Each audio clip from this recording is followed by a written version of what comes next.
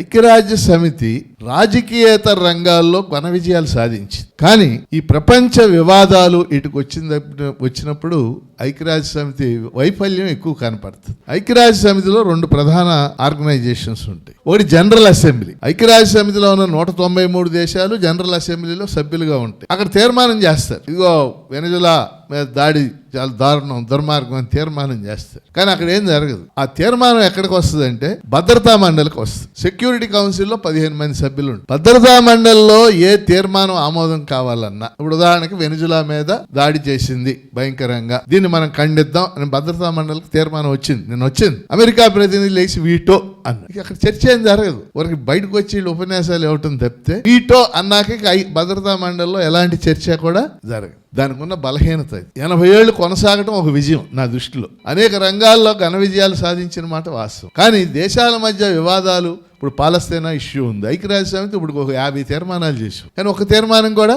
పాలస్తీనా ప్రజలకు ఒక రాజ్యం ఏర్పడాలని తీర్మానం చేసి ఇక్కడ జనరల్ అసెంబ్లీ, కానీ తీర్మానం అమల్లోకి రాలే. అందుకని దానిలో ఉన్న ఐక్యరాజ్య సమితిలో ఉన్న ప్రధానమైన సమస్య